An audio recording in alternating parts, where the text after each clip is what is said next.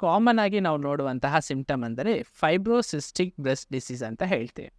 Normal ಆಗಿ periods ಆಗುವ ವೇಳೆಯಲ್ಲಿ ನಮ್ಮ ಬಾಡಿಯಲ್ಲಿ ಆಗುವಂತಹ ಹಾರ್ಮೋನಲ್ ಚೇಂಜಸ್ನಿಂದ ಬ್ರೆಸ್ಟ್ನಲ್ಲಿ ನೀರುಗುಳ್ಳೆಗಳು ಉಂಟಾಗಬಹುದು.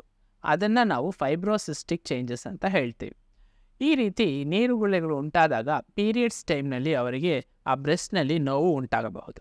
ಈ ರೀತಿ ನೋವು ಉಂಟಾಗುವಂತಹ ಗಡ್ಡೆಗಳನ್ನು ನಾವು ಫೈಬ್ರೋಸಿಸ್ಟಿಕ್ ಚೇಂಜಸ್ ಅಂತ ಕರಿತೀವಿ. ನೆಕ್ಸ್ಟ್ ನಾವು ನೋಡುವಂತಹ ಬ್ರೆಸ್ಟ್ ಲಂಪ್ ಅಂದರೆ ಗ್ಯಾಲೆಕ್ಟೋಸೀಲ್ ಅಂತ ಕರಿತೀವಿ, ಅಂದರೆ ಹಾಳುಗಡ್ಡೆ. ನಾರ್ಮಲಿ ಪ್ರೆಗ್ನೆನ್ಸಿ ಹಾಗೂ ಲ್ಯಾಕ್ಟೇಷನ್ ಪೀರಿಯಡ್ನಲ್ಲಿ ಈ ಮಿಲ್ಕ್ ಸೆಕ್ರೇಷನ್ಸ್ ಆಗುವ ವೇಳೆ ಯಾವುದೇ ಡಕ್ಟ್ ಬ್ಲಾಕ್ ಆದಾಗ ಆ ಮಿಲ್ಕ್ ಸೆಕ್ರೇಷನ್ ಕಲೆಕ್ಟ್ ಆಗಿ ಅದು ಹಾಳುಗಡ್ಡೆಯಾಗಿ ಕಾಣಬಹುದು. ಈ ರೀತಿ ಕಲೆಕ್ಟ್ ಆದ ಗಡ್ಡೆಯನ್ನು ನಾವು ಗ್ಯಾಲೆಕ್ಟೋಸೀಲ್ ಅಂತ ಕರಿತೀವಿ. ಸ್ಲೋಲಿ ಅದರ ಸೈಜ್ ಇನ್ಕ್ರೀಸ್ ಆಗಿ ಕೆಲವೊಮ್ಮೆ ಅದು ಇನ್ಫೆಕ್ಟ್ ಆದಾಗ ಅದು ಪಸ್ ಫಾರ್ಮೇಷನ್ ಆಗಿ ಕನ್ವರ್ಟ್ ಆಗುತ್ತೆ. ಅದನ್ನು ನಾವು ಬ್ರೆಸ್ಟ್ ಆಪ್ಸಿಸ್ ಅಂತ ಕರಿತೀವಿ.